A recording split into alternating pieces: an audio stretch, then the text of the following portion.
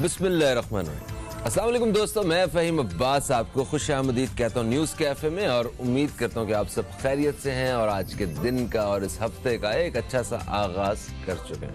वैसे इस हफ्ते का आगाज़ जो है हमारे लिए बहुत ही अच्छा हुआ है, सब पाकिस्तानियों के लिए और ख़ास तौर पे जो क्रिकेट के शायकीन हैं उनके लिए। पाकिस्तान की T20 जो वर्ल्ड कप चल रहा है उसमें मुसलसल 5वीं फतह वो पूरी कौम के लिए खुशी का बायस बनी। जो क्रिकेट के शायकीन हैं वो बहुत ही ज़्यादा खुश हैं। हम अपनी पूरी कौमी क्रिकेट टीम को मुबारकबाद पेश करते हैं। और इसके साथ साथ एक और भी बड़ी ख़बर वो ये कि भारत जैसी मजबूत टीम वो कल अपने घर को रवाना हो गई। भारत में इस वक्त 100 की सूरत हाल है।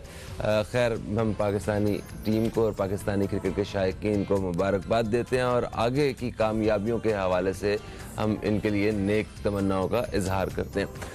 आज 8 नवंबर है और सन 2002 में 8 नवंबर को एक ऐसी शख्सियत हमसे रुखसत हो गई कि जिसके जाने की कमी आज भी हम महसूस करते हैं, जिनका उर्दू अदब से इतना एक गहरा ताल्लुक़ कि उनके बारे में कहा जाता है कि ऐसे शायर सदियों बाद पैदा होते हैं। जॉन एलिया की हम बात कर रहे हैं। जॉन एलिया के बारे में किसी ने क्या खूब कहा कि वो आसान लिखने की दुश्वारियों से खूब वाकिफ़ थे और आखिर उनकी शख्सियत आज सोशल मीडिया पे इतनी ज़्यादा, मतलब उनकी शायरी, उनका कलाम जो है वो सोशल मीडिया पे इतना ज़्यादा मकबूल हुआ है नौजवान नस्ल में कि इतनी जल्दी, इतनी तेज़ी से नौजवानों में मकबूलियत जो है उसकी मिसालें माजी में नहीं मिलती हैं। तो आज हम जॉन एलिया के हवाले से बात करेंगे। इसी हवाले से बात करने के लिए हमारे साथ स्टूडियो में एक बहुत ही काबिल एहतराम मेहमान मौजूद है जो एक बहुत खूबसूरत लिखने वाले एक शायर हैं। इनके 5 शेरी मजमूए और 3 नसरी मजमूए वो शाया हो चुके हैं। जनाब खालिद मोइन साहब, अस्सलाम वालेकुम। वालेकुम सलाम। कैसे हैं आप? अल्हम्दुलिल्लाह माशाअल्लाह। और खुश हैं बहुत, इसलिए कि वर्ल्ड कप में जो पाकिस्तानी टीम की जो कारकर्दगी है उसने पूरी कौम को बहुत खुश किया है, बेशक, बहुत सरशार कर दिया है। और दुआएं हैं कि पाकिस्तान वर्ल्ड कप के साथ। हमने देखे ना कितने सालों से अपनी टीम को कॉन्फिडेंस देते आ रहे हैं कि तुम जीतो या हारो हमें तुमसे प्यार है। तो उन्होंने प्यार जो है ना वो लौटाया है जीत के। और बहुत कॉम्पैक्ट होकर खेल रहे हैं, बॉलिंग, फील्डिंग, बैटिंग तमाम शोबों में बहुत। जॉन एलिया देखिए, हमारी इतनी ज़रखेज़ मट्टी है ना अदब के हवाले से। आज भी हम जब मुशायरे देखते हैं तो हमें बड़े मतलब नौजवान और बड़े अच्छे मंझे हुए शायर वो नज़र आते हैं। तो जब जहाँ इतनी अदब के लिहाज से ज़रखेज़ मट्टी हो, वहाँ पे एक शायर और उसका इतना ज़्यादा पसंद किए जाना और इतना मकबूल हो जाना, मैं जानना चाहूँगा कि आखिर उनमें क्या ऐसा मुख्तलिफ है उनकी शायरी में कि वो उन जैसा और कोई नहीं है। बिल्कुल, बहुत उम्दा बात आपने, उम्दा सवाल उठाया है, इसलिए कि ये जो जॉन एलिया क्रेज़ बन गए सोशल मीडिया पर, उस क्रेज़ बनने में उनकी वीडियोस का बहुत अमल दखल है, जिसमें जो मुशायरे उन्होंने पढ़े हैं। क्योंकि जॉन एलिया सिर्फ मुशायरे में अपनी शायरी ही नहीं सुनाते थे, बल्कि साथ साथ कुछ ऐसे मुकालमे भी करते थे, कुछ ऐसे जुमले भी साथ साथ वो बिल्कुल जिसे कहते हैं आमद के जुमले। और वो इतने दिलचस्प होते थे और वो इतने फितरी अंदाज में वो अदा करते थे कि यानी कि कलाम पढ़ने से पहले ही जो ऑडियंस होती थी वो उनकी वैसे ही फ़ैन हो जाती थी। अक्सर कहते कि आज मैं जिसके लिए ये पढ़ रहा हूँ वो इसी हॉल में मौजूद है। वो है ना। और जाने मेरा चश्मा कहाँ गया, आप चश्मा ढूंढ रहे हैं, मतलब। और सलीम जाफरी ये और नाम पुकारना, और तुम भी यहाँ बैठे हो, तुम मुझे देख रहे हो, और मैं कत्ल हो रहा हूँ और तुम मुझे देख रहे हो, मतलब वो एक बहुत ही। अच्छा, फिर ये मैं सुन रहा था, मुझे कहते भाई आज मैं बहुत हसास हूँ। ये मेरी, इसके बाद शायद मेरा कोई मुशायरा नहीं होगा, मेरा आज शायद ये आखिरी मुशायरा होगा। बिल्कुल। तो वो इस तरह की बात करके, और मतलब इतने अच्छे परफॉर्मर, क्या बात, बला के थे, बला के परफॉर्मर थे। ऐसी टाइमिंग थी उनके पास फ़हीम अब्बास साहब के, जो बहुत मैं समझता हूँ कि बहुत मंझे हुए अदाकारों के पास भी नहीं होंगी। जो जॉन एलिया साहब के पास टाइमिंग थी फ़िक्रा देने की, फ़िक्रा चुस्त करने की, और फ़िक्रा ऐसा शगुफ्ता वो देते थे। मुझे एक मुशायरा तो ये भी याद है जो मैंने देखा, ज़ाहिर है, और हमारे दोस्तों ने भी देखा होगा, कि जिसमें वो अपनी उदासियों का जिक्र कर रहे हैं और उसके दरमियान वो तकरीबन गिरिए की कैफियत, रोने की कैफियत में आ गए, और जब ऑडियंस हंसने लगी तो उस पर बरहम हो गए। अच्छा यार मैं रो रहा हूँ और तुम हंस रहे हो, तुम क्या समझ रहे हो इसे? मतलब वो वाकई असल में जॉन एलिया की शख्सियत के इतने रंग हैं और इतनी जहतें हैं उनकी कि उन तक पहुंचना आसान नहीं है। एक अफसानवी शख्सियत जिसे हम कहते हैं।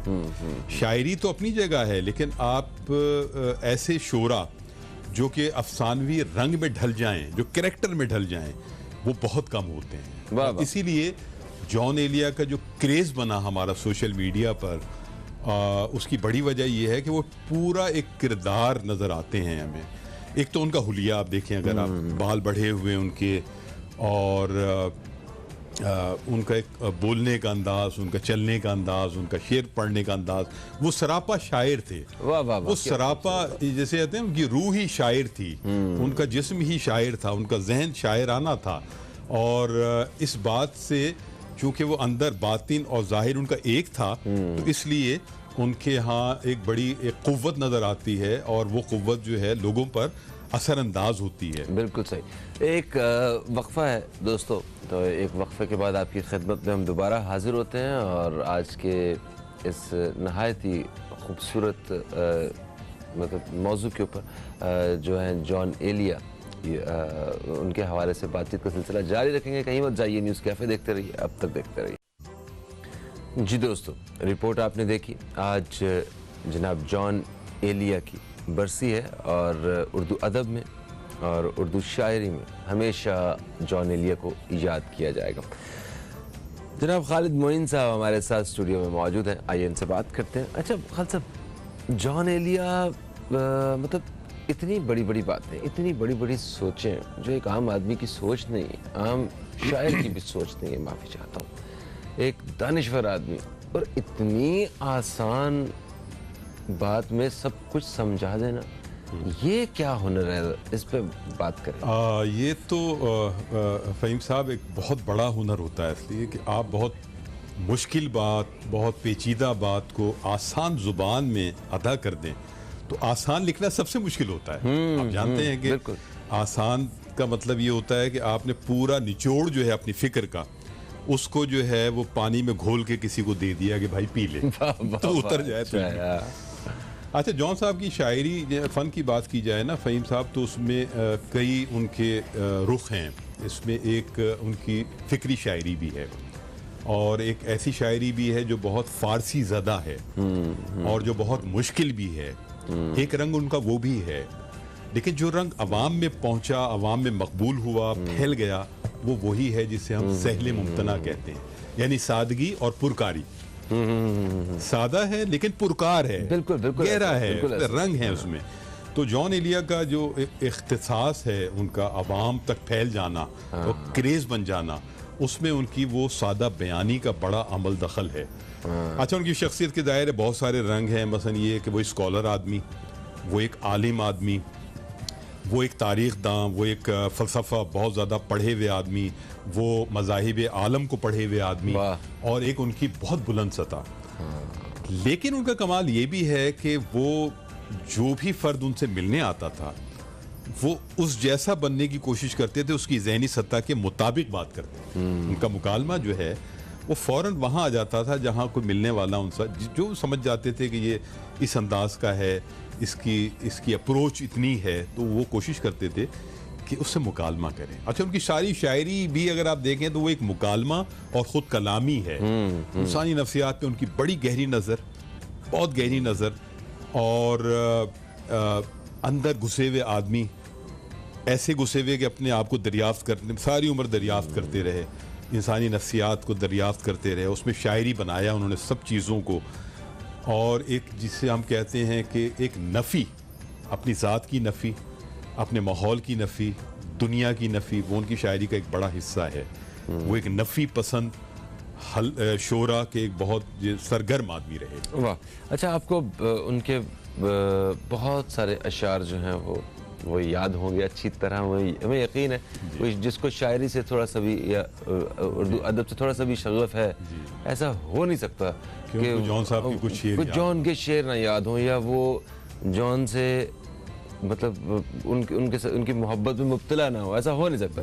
एक वक्फा है, वक्फे के बाद वापस आते हैं तो मैं चाहूँगा कि कुछ शेर उनके अशार जो है वो शामिल किए जाए। तो कहीं मत जाइए, न्यूज़ कैफे देखते रहिए, अब तक देखते रहिए। एक ही शख्स है जहां में, क्या एक ही शख्स था जहान में, एक ही शख्स था जहां में। ये जो मुकालमा है तो वो मतलब खुद कलामी, इसके बारे में क्या कहेंगे आप? मैं चाहता हूँ कुछ सुनाएं इस जो आपको पसंद है, उनका काम, उनका कहा हुआ, तो आपको लगता है कि इसका कोई सानी नहीं है और इसको आप अपने बड़ा करीब समझते हैं जिसको। हाँ, चंद शेर उनके ऐसे जो मुझे बहुत ज़्यादा पसंद हैं, वो सुनाएंगे जनाब। वैसे तो जॉन साहब की शायरी जो है वो उसके इतने रंग हैं, इतनी खूबसूरतियाँ हैं, इतनी गहराइयाँ हैं कि यानी उनको डिस्कवर करना बहुत एक मुश्किल काम है। लेकिन जैसे एक उनका बहुत सादा सा शेर है और जो उनके अपने पसंदीदा शेरों में से है कि ज़िंदगी किस तरह बसर होगी, ज़िंदगी किस तरह बसर होगी, दिल नहीं लग रहा मोहब्बत में। वाह वाह, देखे ना कितना आसान। जिंदगी किस तरह बसर होगी, दिल नहीं लग रहा मोहब्बत में। वाह वाह वाह। और एक उनका बड़ा और कमाल का शेर है कि मैं भी बहुत, और ये उनकी शख्सियत तकरीबन इसमें आ गई। हाँ। मैं भी बहुत अजीब हूँ, हाँ, इतना अजीब हूँ कि बस, मैं भी बहुत अजीब हूँ, इतना अजीब हूँ कि बस खुद को तबाह कर लिया और मलाल भी नहीं। देखे क्या बात है, क्या बात। खुद को तबाह कर लिया और मलाल भी नहीं। मैं इस दीवार पर चढ़ तो गया हूं, मैं इस दीवार से उतरूंगा कैसे।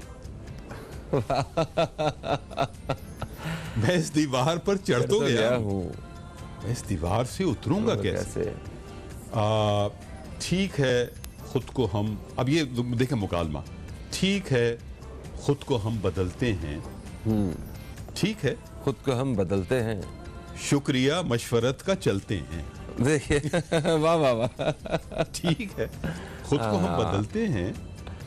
सही। अच्छा, ये एक अभी हम जो ब्रेक में भी ये शेर पढ़ रहे थे कि ये गम क्या दिल की आदत है, नहीं तो किसी से कुछ शिकायत है, नहीं तो अब इसमें देखिए जो रदीफ आई है ना कि नहीं तो का जो एक मुकालमाती अंदाज है, तमसीली अंदाज है, उसमें लहजा कितना अजीब हो जाता है। ये दिल, अब आप पढ़ें कि ये दिल क्या गम की आदत है, नहीं तो। यानी ये साउंड एक अलग से आ रहा है। इस पूरी गजल की जो कैफियत है उसमें जो नहीं तो का टुकड़ा है, वो बिल्कुल एक ऐसा लगता है कि कोई और आदमी कह रहा है। पूरी बात एक आदमी बयान कर रहा है, लेकिन वो बात जो है नहीं तो, और टुकड़ा इतना चौंका देता है, नहीं तो। बिल्कुल ऐसा, बहुत कमाल, बहुत। अच्छा,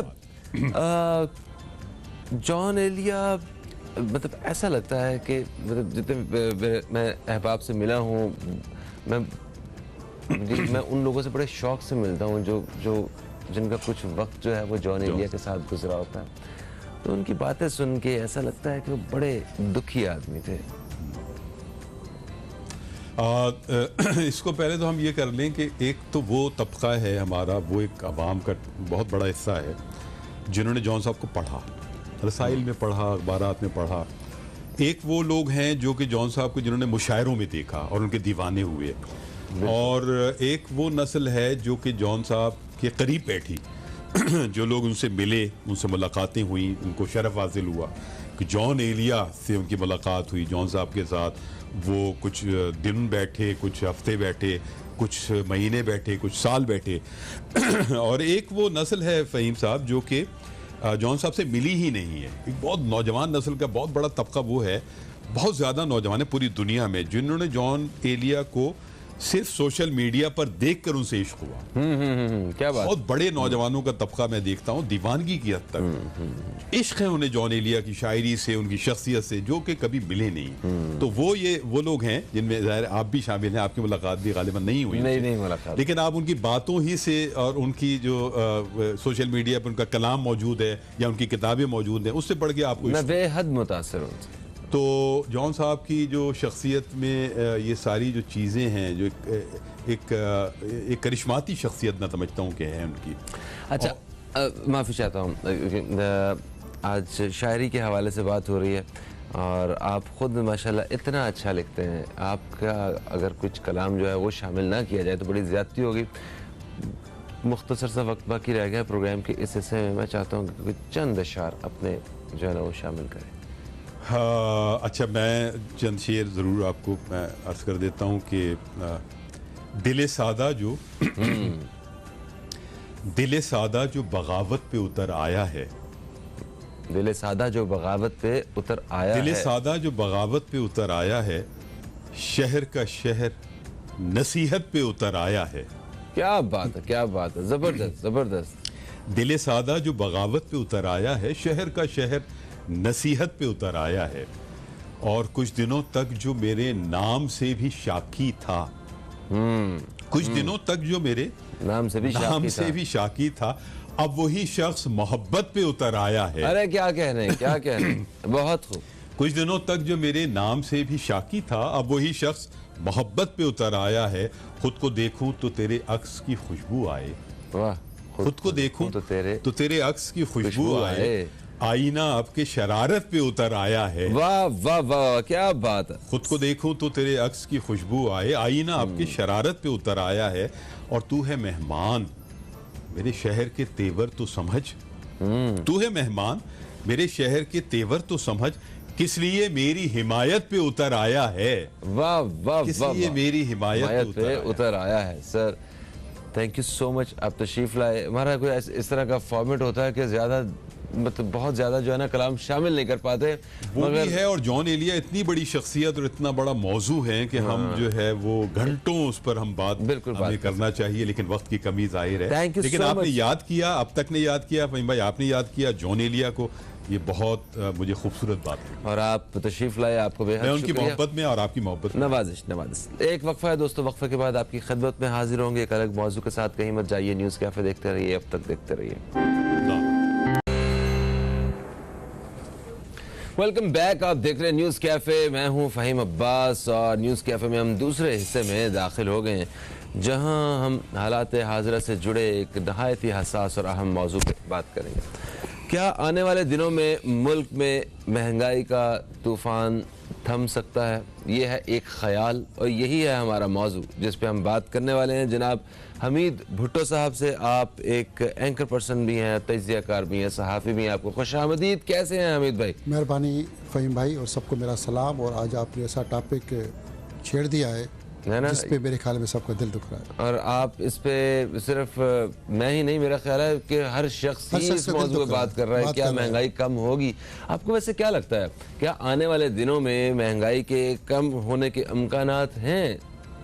फ़हीम भाई, महंगाई के कम होने के इम्कानात बिल्कुल भी नहीं है। ज़ीरो से भी ज़ीरो, क्योंकि हमारे मौजूदा हुक्मरान जो है, तब्दीली सरकार, वो तो तब्दीली सरकार है ना, तब्दील हर चीज़ करनी है, मगर यूँ ले जाने के बजाय सब कुछ यूँ करना है। सब तब्दील हमने उल्टा करना है, यू टर्न करना है और उल्टा करना है। जब हमें ईमानदारी के साथ इस मुल्क को कुछ डिलीवर नहीं करेंगे, कुछ तब्दील नहीं करेंगे, तो फिर सब कुछ उल्टा तब्दील होगा ना। उल्टा तब्दील ऐसे हो रहा है कि इनको जहाँ से भी जो भी हुक्म आता है वो हुक्म पे सिर्फ अमल दरामद करते हैं। माजी के अगर हुक्मरानों की बात कर लें, वो हुक्मरान IMF से लेके सारी दुनिया के साथ आंखें मिला के बात करते थे, कुछ कहते थे कि जी ये देखें, ये देखते हैं, वो करते हैं, बातों में इंगेज करते हैं। हमारी मौजूदा सरकार तो जब आई थी उससे पहले कहती थी IMF को हम मुंह पे पैसे मार देंगे, ये कर देंगे, ये कर देंगे, अरबों डॉलर फेंक देंगे, पहले दिन फेंक देंगे। 3.5 साल के उन्हें आ रहे, 3 साल गुजर गए, माशाल्लाह हमने 1 रुपया भी नहीं फेंका, उल्टा हमने कर्जे बढ़ा दिए। वो कर्जे बढ़ते ही जा रहे, बढ़ते जा रहे, बढ़ते जा रहे। और अब तो हालत ये है कि पैसे मुंह पे मारने के बजाय IMF हमारे हुक्मरानों से ऐसे बदले ले रही है, गिन गिन के, चुन चुन के इनके साथ बदले ले रही है कि ये पैसे मुंह पे मार रहे थे, हमें गालियां दे रहे थे। इनके इंतकामी कार्रवाई के ऊपर रात को, आधी रात को कोई ईमेल इनके मुंह पे मारी जाती है, उठ के नींद से खड़े होकर ये फैसले कर देते हैं, कभी पेट्रोल महंगा, कभी क्या महंगा, कभी क्या महंगा। तो ऐसी सरकार कहाँ से कुछ तब्दील करके हमारे मुल्क के अंदर महंगाई का तूफान खत्म कर वज़ीर आज़म इमरान खान साहब फरमाते हैं कि महंगाई कई मुल्कों से बेहतर कंट्रोल की है। अभी ये खान साहब ने अगर उन्होंने ऐसी स्टेटमेंट दी है तो आपको क्या लगता है कि वो इसके पीछे क्या है, किसको देख के वो ऐसा कह रहे हैं कि इन्होंने बहुत उम्दा तरीके से महंगाई की सूरत हाल पे काबू पाया? भाई आपने ज़बरदस्त बात की। हमारा वज़ीर आज़म और उनकी टीम पूरी ऐसी माशाल्लाह क्लास की बात करते हैं कि हम महंगाई का खात्मा कर देंगे। और कई मुल्कों, वो यूरोप का मिसाल देते हैं कि जी हम यूरोप में महंगाई बढ़ रही है, अमेरिका में महंगाई बढ़ रही है, UK में महंगाई बढ़ रही है, बिल्कुल बढ़ रही है, मगर वहाँ की आप एक मज़दूर की जो इजरत है 1 घंटे की, वो इजरत हम पाकिस्तान में 6 महीने तक किसी मज़दूर को नहीं दे सकते। हम बात करते हैं रियासत मदीना की और महंगाई की मिसाल देते हैं यूरोप की, और बात करते हैं पाकिस्तान में जो खुद दुलदुल में दसा हुआ एक मुल्क आस्ता आस्ता इन 3 सालों में अंदर ज़मीन के अंदर हम लोगों को डालते हुए फंसते हुए जा रहे हैं। मिसालें दे देंगे यूरोप की कि जी वो हमसाया मुल्क इंडिया की, भाई महंगाई वहाँ पे है तो उनकी इनकम, आपकी तनख्वाहें, सैलरी, बाकी ज़राए रोज़गार, यहाँ तो बेरोज़गारी का कोरोना के बाद, कोविड के बाद तूफ़ान आ चुका है। आपकी मुख्तलिफ जो भी फैक्ट्रियों के अंदर लोग काम करते थे, छोटी बड़ी कंपनीज़ के अंदर काम करते थे, मीडिया के इदारों के अंदर काम करते थे, जहाँ भी जो काम करता था वहाँ तो लोगों ने अपने 70% लोगों को घर निकाल के भेज दिया है, वो नौकरी से निकाल दिया, घर बैठे। अगर किसी की सैलरी लाख रुपए है तो वो सैलरी 40,000 रुपये हो गई है, 60% तो कम हो गई है, तो वो कहाँ से गुजारा करेगा? फिर 60% जो कम हुई है, हर चीज़ आपने 70 गुना बढ़ा दी है। जिस घर का खर्चा अगर 20,000 महीने पर चलता था, वो खर्चा अब 80,000 से लाख रुपए भी आ चुका है। तो वो महंगाई का तूफान बढ़ गया। ये कहते हैं जी हम उसकी मिसाल देंगे, उसके देंगे, पूरी दुनिया की मिसालें देंगे, अपनी मिसाल खुद नहीं देते कि जी हमारे मुल्क की मिसाल ये है कि हम पहले ही गुर्बत की चक्की में पिस रहे हैं। हम मिसाल दे रहे हैं कि जी रियासत मदीना की अगर बात करते हैं तो मैं कहता हूँ कि उस लफ्ज़ जो पाक लफ्ज़ है, उस पाक आइडियल जिस पे पूरी दुनिया आगे चल रही है, उसकी मिसाल दें कि हमने एक भी काम, कोई एक सिंगल काम, कोई 0% काम रियासत मदीना का भी स्टार्ट नहीं किया। और बातें हम दावेदारी करते हैं। मैं समझता हूँ ऐसी दावेदारी करने से हमें खुद शर्म आती है कि ऐसी दावेदारी हमारे हुक्मरानों से आ रही है। हमारे कैसे हुक्मरान हैं, उनको तो शर्म शायद आती है, नहीं आती। अच्छा, महंगाई के हवाले से जब भी हमने शोज़ वगैरह किए हैं तो ये भी पता चला है कि दरमियान एक तो वैसे महंगाई हो रही है, चीज़ों की दुनिया भर में महंगाई हो रही है, वो तो हमेशा होती है। एक कीमतों की शरह में इजाफा हो रहा है, वो पाकिस्तान में भी हो रहा है, मगर इसके साथ साथ जो दरमियान में एक पूरा नेटवर्क है जिसको मतलब हम लोग काबू करने में नाकाम रहे हैं, और वो भी कीमतों में एक अच्छा खासा इजाफा करने का बायस बन रहा है। तो ये जो नेटवर्क बीच का जो एक पूरा एरिया चेन है, जो इसको भी ख़त्म किया जा सकता है क्या? मदीना की रियासत का जिक्र कर रहे हैं तो मदीना की रियासत में सज़ा और जज़ा का जो अमल है ना, वो बड़ा तेज़ होना चाहिए। और मतलब जब इंसाफ की अदम फराहमी होगी तो फिर तो इस तरह के मामला तो कभी भी काबू नहीं पाए जा सकेंगे। फ़हीम भाई, सज़ा और जज़ा का अमल हमारे पाकिस्तान में तो सिर्फ गरीब के लिए है, कमज़ोर के लिए, अमीर से अमीर बालातर के लिए हमारे पास सज़ा और जज़ा का पकड़ का कोई भी अमल यहाँ इस मुल्क में है ही नहीं, निज़ाम ही नहीं है ना। यहाँ पे हम एक दूसरे को, जो अमीर है उसको सपोर्ट कर रहा है, सियासतदान को सपोर्ट कर रहा है, जितने बाकी इदारे एक दूसरे को सिर्फ शेल्टर देने में लगे हुए हैं। गरीब को है वो उसका जो पहुँच नहीं है, कहीं तक कोई आसरा नहीं है, वो सिर्फ उस सज़ा के अंदर पकड़ो, उसका हाथ काट दो, उसको मार दो, सूली पे लटका दो, हैंग कर दो उसको। बाकी जो हमारे इदारे हैं करना चाहे महंगाई पे कंट्रोल तो कर सकते हैं। प्राइस कंट्रोल कमेटियाँ हैं, मगर करप्ट कमेटियाँ हैं, करप्ट से करप्ट बंदा प्राइस कंट्रोल कमेटी में जाके बिठा देंगे। चारों सूबों के अंदर, डिस्ट्रिक्ट के अंदर, तहसील के अंदर प्राइस कंट्रोल कमेटियाँ हैं, मगर उनको कोई अता पता, कोई वजूद ही नहीं है कि वो कहाँ पर है, किस जगह पे है, कौन सी मूली है, कौन सी खाद की वो गाजर है, मूली है, कुछ पता नहीं। मगर यहाँ पे पाकिस्तान के अंदर अलमिया क्या है कि लोगों ने समझ लिया है अगर पेट्रोल महंगा हो गया, कोई चीज़ महंगी हो गई तो यकीनन सब चीज़ें महंगी होती है, नेचुरल है। मगर ये हमेशा होता रहता है, जब से हम लोग ये कायनात वजूद में ये चीज़ें ऊपर जानी है, महंगी होनी है। मगर महंगाई का जो तूफान है, जो जिन है, जो बोतल में बंद करना चाहिए वो price control commissioner, deputy commissioner, मुख्तियार का जो अमलदार हैं उनका काम है। मगर उनके ऊपर कोई सख्ती, चेक बैलेंस, उन ऑफिसर के ऊपर कोई डंडा है ही नहीं, उनको कोई पूछता नहीं, उनकी मर्जी की मनमानी है, जैसे चाहे एक वक्फा आ गया, वक्फे से वापस आते हैं तो इस बारे में मैं चाहूंगा कि आप जरूर बताइए कि इन बढ़ती हुई कीमतों को किस तरह काबू पाया जा सकता है, हुकूमत को क्या इस वक्त जो है ना फैसले लेने की जरूरत है। और दूसरा एक और बात जो मतलब ये हर दूसरे शख्स की जुबान पे है कि अगर 1 रुपए की भी किसी चीज में इजाफा होता है तो कहते हैं वजीर आजम ने इसकी वजह से हो रहा है। वजीर आजम का क्या किरदार है इसमें और वो अपना क्या किरदार अदा कर सकते हैं, वक्फे के बाद इस पर बात करेंगे। कहीं मत जाइए, न्यूज़ कैफे देखते रहिए, अब तक देखते रहिए।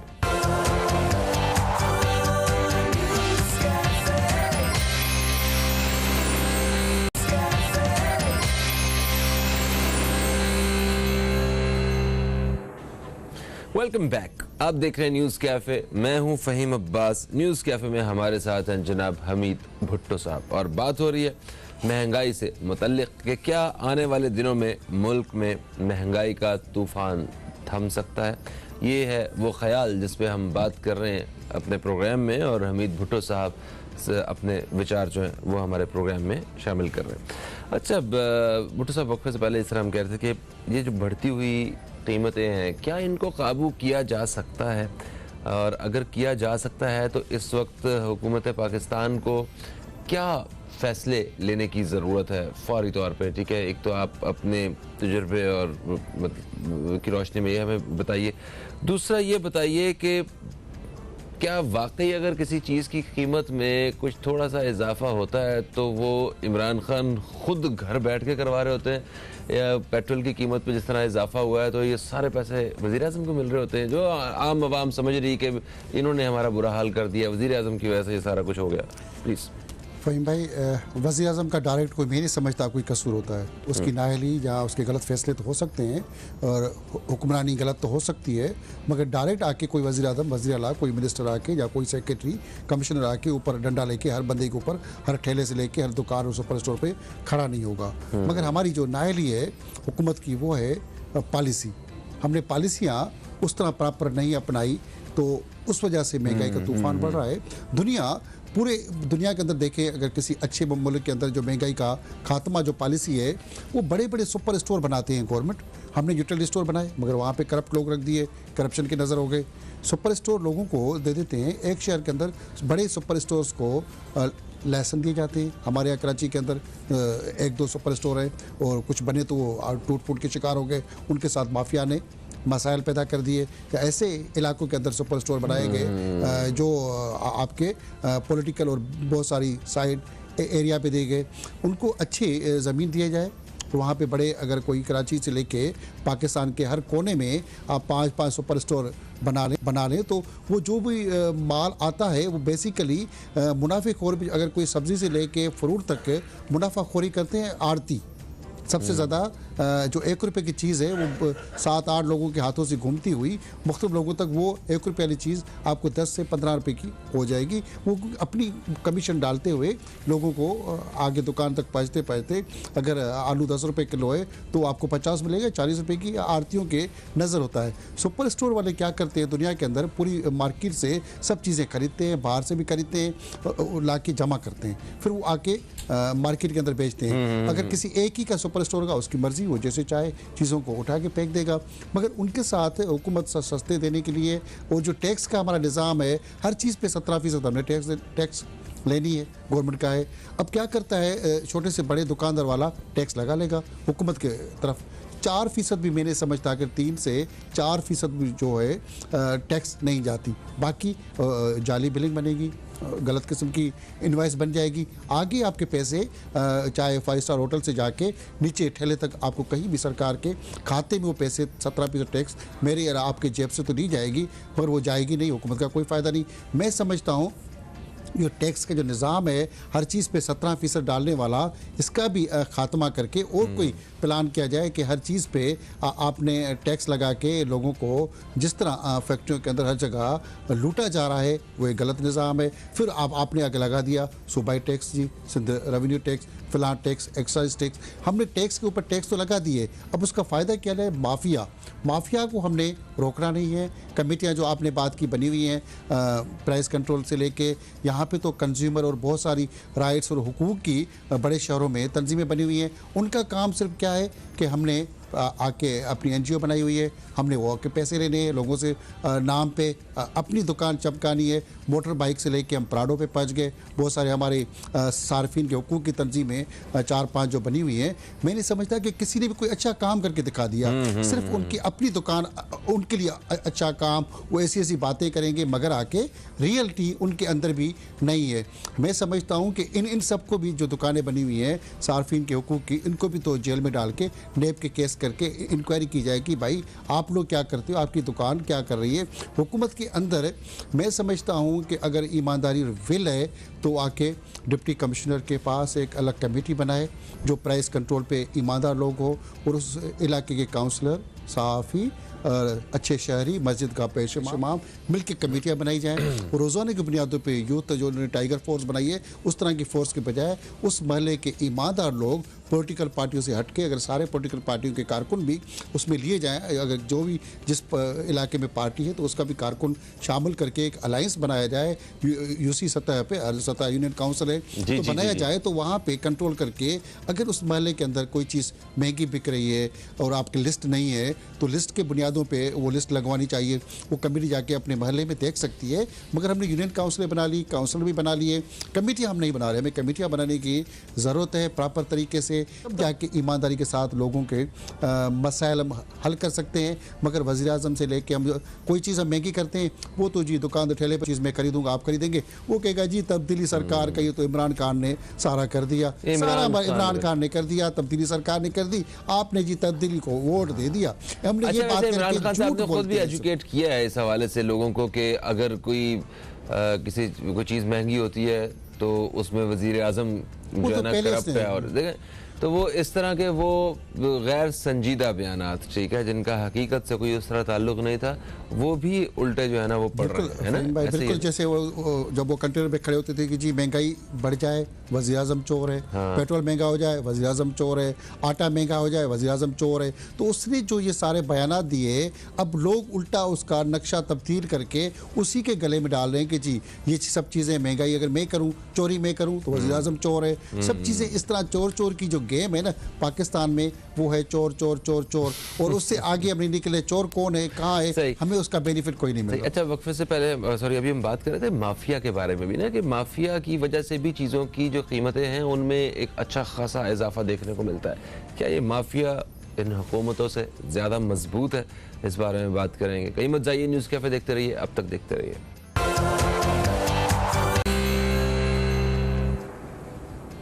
वेलकम बैक, आप देख रहे हैं न्यूज़ कैफ़े, मैं हूं फ़हीम अब्बास और महंगाई के हवाले से न्यूज़ कैफ़े में हम बात कर रहे हैं कि जिस तरह चीज़ों की कीमतों में इतनी तेज़ी से इजाफा हो रहा है, क्या ये कीमतें मुस्तक़बिल में वापस कम भी होंगी या महंगाई में कोई कमी देखने को मिलेगी? आज इसी हवाले से बात हो रही है। हमीद भुट्टो साहब हमारे साथ हैं। हमीद साहब, वक्फे से पहले हम जिस जगह पे बात करते हुए पहुँचे थे वो ये थे, क्या ये माफिया जो है जिसकी वजह से कीमतों में अच्छा खासा इजाफा देखने को मिलता है और ये अक्सर हमें ब्लैकमेल भी करते हुए नज़र आते हैं, हमें भी और हुकूमतों को भी ब्लैकमेल करते हुए ये बीच में मुख्तलिफ माफियाज जो हैं वो ये काम करते हुए नज़र आते हैं, तो क्या ये माफिया हमारी हुकूमत से ज़्यादा ताकतवर है? माफिया हमारे हुकूमत से वाकई ज़्यादा ताकतवर है। उनकी जड़ें हमारे हुक्मरानों के अंदर मजबूत है, इसलिए कि हुकूमत को बनाने में, गिराने में उसी माफिया का हाथ है। वो हुकूमत से अपनी मर्जी के फैसले कराते हैं और ये माल जो ज़ख़ीरा अंदोज़ी है यही माफिया के लोग जमा करते हैं। एक रात के अंदर अरबों की फ़ायदा हो जाता है। अगर चीनी महंगी हो जाए, कोई चीज़ महंगी हो जाए, आप ज़ख़ीरा कर ले तो अरबों रुपए की बचत हो जाती है।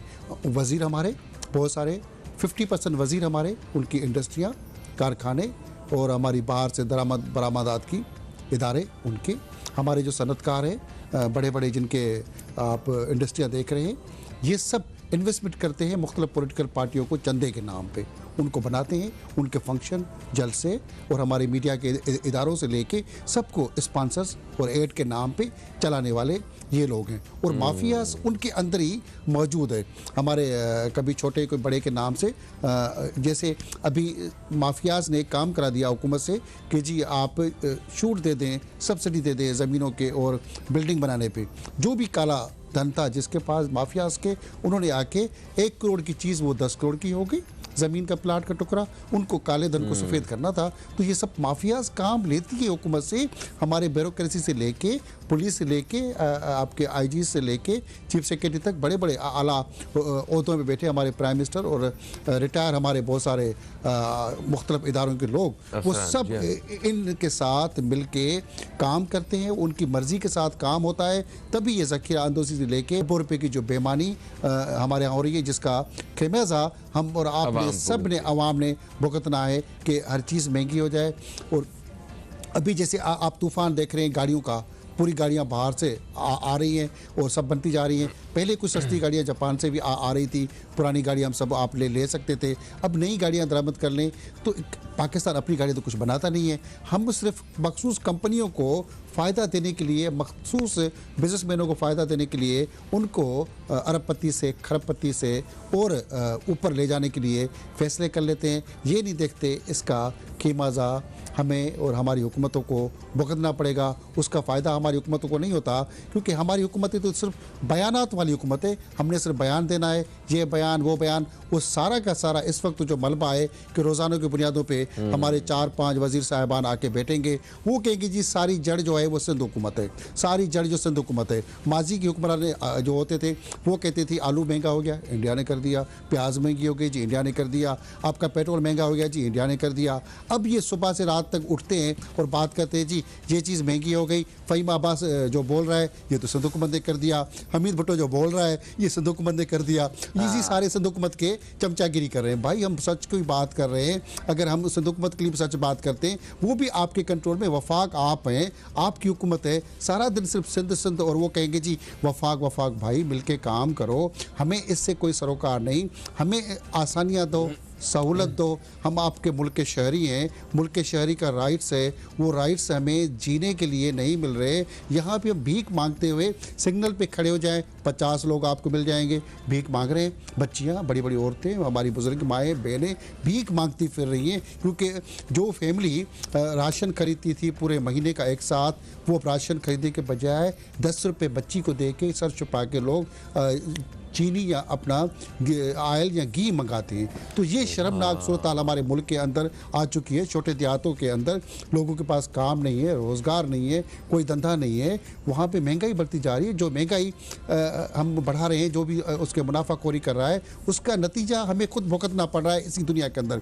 अगर मैं कुछ चीज़ महंगी बेच रहा हूँ, अपना ज़्यादा मुनाफा कमा रहा हूँ, तो वो इलाज में हमारा जा रहा है, हमारे बच्चों में, हमारे बड़ों वालिदैन पे, वो सारा इलाज में निकल जाएगा। कोई यहाँ पे सुखी और खुश नहीं रह सकता। दवाइयाँ हमारी महंगी हो चुकी हैं 300 गुना ज़्यादा। आप दिल के मरीज़ हैं, अस्थमा के मरीज़ हैं, किसी बीमारी के मरीज़ हैं, आपको दवाइयाँ आपके पहुँच से मुश्किल हैं। बहुत सारे लोग सफ़ेद पोश मरीज़ दवाइयाँ नहीं खा सकते, एक दिन छोड़ देते हैं। ये हमारी सूरत हाल है। हमारे हुक्मरान होश के नाखन अभी भी नहीं ले रहे। सिर्फ दवाइयाँ ही नहीं, हर शय की कीमत में इजाफा हो चुका है। और ये बात आपने बिल्कुल सही की है कि जो आवाम है उनकी कमर टूट चुकी है इस वक्त महंगाई की वजह से। हम वही बात जो वक्फे से पहले कुछ देर पहले हम बात कर रहे थे कि इन बढ़ती हुई कीमतों को रोकने के लिए आपके पास क्या तजावीज़ हैं, हुकूमत को फौरी तौर पे क्या क्या लेने की ज़रूरत है, इस पर हम एक दफ़ा फिर से बात करेंगे। एक वक्फा है दोस्तों, वक्फे के बाद आपकी खिदमत में हाजिर होते हैं। कहीं मत जाइए, न्यूज़ कैफ़े देखते रहिए, अब तक देखते रहिए।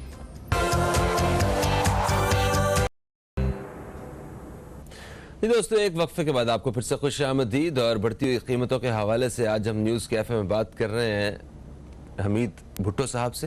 हमीद साहब, जिस तरह बढ़ती हुई कीमतों के हवाले से हमने बात की, इदारों के हवाले से आपको क्या लगता है कि जो इदारे जिनकी जिम्मेदारी है कि सिर्फ इन कीमतों को काबू किया जाए और जो इस तरह का माफिया और किसी दूसरी तीसरी वजह से कीमतों में अगर इजाफा हो रहा है तो उसको रोका जाए, अगर वो परफॉर्म नहीं कर पा रहे हैं तो क्या करना चाहिए हुकूमत को? वो इदारे बंद करने चाहिए या उन लोगों को कोई सवाल करना चाहिए?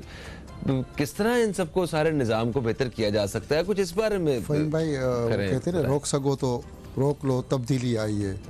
तब्दीली ये आई है कि जो इदारों के अंदर बैठे हैं, स्टेट बैंक से लेके सारे, मैं समझ रहा हूँ कि इन सब बिगाड़ का सबसे बड़ा जड़ स्टेट बैंक है। उसने वो कैसे? उसने हर चीज़ का जो निज़ाम है हुकूमत को गलत बताने से लेके महंगाई का जो हमारा तूफ़ान है वो पूरी दुनिया में इस वक्त 10.6 पे हम खड़े हैं। बाकी दुनिया के अंदर देखें वो 0.4 है। तो हम मिसालें दे रहे हैं कि जी यूरोप में वहाँ तो जी 1.6 और 7 पे हम चल रहे हैं। और जितनी भी हमारी स्टेट बैंक की पॉलिसियों की वजह से नोट के ऊपर नोट हम छापते जा रहे हैं। जो आपको नए नोट मार्केट के अंदर नज़र आ रहे हैं, एक मार्केट में तूफ़ान है पैसे का, हमारे पास पैसों का भी कोई कमी किसी के पास नज़र नहीं आ रही। नई नई गाड़ियाँ पे आ रही है, नए पैसे आपके पास आ रहे हैं, नोट छापते जाओ जी, छापते जाओ। उसका तूफान तो महंगाई की तरफ ही जाएगा ना। एक तो चीज़ ये, दूसरी गाड़ी 50 लाख 60 लाख खरीद रहे हैं। गाड़ियाँ रोड पे इतनी नजर आ रही है, आपको कहेंगे 6 महीने बाद देंगे, उस पर भी आपको 5 लाख से 10 लाख ऑन भी देना है, हम वो भी दे रहे हैं। और उसका फ़ायदा किसको हुआ रहा है? मुख्तलिफ हमारी माफियाज को, इन्हीं हमारी जो अफसरशाही बैठी हुई है इन चीज़ों को संभालने के लिए, जो ये लाइसेंस दे रहे हैं, जो ये पॉलिसी कर रहे हैं, जो कस्टम और FBR के नाम पे हमारे इदारे बने बैठे हैं, उनके अंदर ऐसी माफिया जन्म ले चुकी है, ऐसी माफिया अंदर जड़ें पकड़ रही है। FBR के अंदर जाए, आवा का आवा बिगड़ा हुआ है। 99% करप्ट तरीन, महाकरप्ट तरीन अफसर आपको मिलेंगे। आपको स्टेट बैंक में महाकरप्ट लोग मिलेंगे। ऐसे ही मुख्तलिफ बाकी इदारों के अंदर चले जाए, वहाँ पे एक से बढ़कर एक महाकरप्ट बंदा आपको मिलेगा। वो इसलिए मिलेगा, उसके ऊपर तो चेक बैलेंस है ही नहीं। उसकी सपोर्टर भी बहुत पॉलिटिकल पार्टियों से लेके सारे उसके मीडिया से लेके सब जगह हमें और आप भी उन लोगों की सपोर्ट करने के लिए खड़े हो जाते हैं। और अगर उनको कोई हाथ तो लगा के दिखा दे तो जी उसका हाथ हम निकाल देंगे। क्या करें? इन इदारों को खत्म कर दें या इनके ऊपर अब किस तरह का काम करवाया जाए जिसको हद हरामी की या हराम खाने की, जिस इंसान को या जिस किसी भी शख्स को आटे में नमक के बराबर ही सही आप कहें, तो अगर रिश्वत की आदत पड़ गई है तो उसे कैसे रोका जाए? उसे फ़हीम भाई अब वो रिश्वत नहीं कहते, अब वो कहते हैं जी हमारी बिजनेस पार्टनरशिप है। हड हरामी के नया एक ट्रेंड है। अब वो कहते हैं जी हमने जो गाड़ियाँ ये खरीदते हैं उसको बुकिंग के नाम पे पैसे डाल देंगे 50 लाख, वो 50 गाड़ी आ गई, उस पर जी मुनाफा। ये तो हमारा बिजनेस है ना, ये हमारा हक है। कोई चीज़ हमने चीनी खरीद के हमने 1 करोड़ की रख दी, गोदाम में रख दी, उसका मुनाफा मिलेगा, ये तो मुनाफा है। ये करप्शन बेईमानी नहीं है। हमने उस बेईमानी को, रिश्वत को, हमने ज़मीन प्लाट लेके खरीद दिया, चीज़ें महंगी हो गई। ये सारी हमने उन हराम जिसको हम और आप कह रहे हैं, उन्होंने अपना उस रिश्वत को, मुनाफाखोरी को, बेईमानी को, अपनी हरामीपन को, सबको एक कहते हैं जी यही हमारा बिजनेस कारोबार है, ये हमारा हक है, ये मुनाफा है। तो उसकी बेईमानी को हमें खात्मा करना पड़ेगा। यहाँ बड़े शहरों में हमने भिखारी बनाने के लिए बहुत सारी NGOs फुटपाथों में बड़े बड़े टैंकर लगा के खाना खिला रहे हैं। उनको पढ़ाने की बात नहीं करेगी, उनको अफसर बनाने की बात नहीं करेंगी, स्किल उनको सिखाने की बात नहीं करेंगे, भीख मांगेंगे लोगों से। और बड़े बड़े जितने ये मुनाफाखोर हैं वो इतने लोगों से फंड लेते हैं, पैसे लेते हैं और इन लोगों को देते हैं। वो समझते हैं कि शायद हम अल्लाह साई के साथ सौदा कर रहे हैं। मैं समझ रहा हूँ कि हम खुदा के साथ भी फ्रॉड कर रहे हैं। इस महंगाई और बाकी सारी बुराइयों के लिए हमें अपने साथ ईमान करने और इंसाफ करने की ज़रूरत है। बिल्कुल सही, आपने बहुत खूबसूरत बात की। थैंक यू सो मच, आप तशरीफ़ लाए। इसी बात को आगे बढ़ाते हुए मैं अपने दोस्तों से भी इजाज़त चाहूँगा। यकीनन हुकूमत को संजीदगी इख्तियार करनी होगी महंगाई के मामले पे, और अदालतों को भी फौरी तौर पे फ़ैसले करने होंगे। जो लोग मतलब कसूरवार हैं उनको कैफ़रे किरदार तक पहुँचाना होगा, ताकि चीज़ों को जो है वो जो असल महंगाई है सिर्फ उसी का सामना आवाम करे, ना कि ये बाद में जो दरमियान में क्रिएट की हुई जो महंगाई है ये पैदा हो सके। फ़हीम अब्बास को और न्यूज़ कैफ़े टीम को दे इजाज़त। आपसे इंशाल्लाह फिर मुलाकात होगी, तब तक के लिए खुदा हाफिज़। पाकिस्तान जिंदाबाद।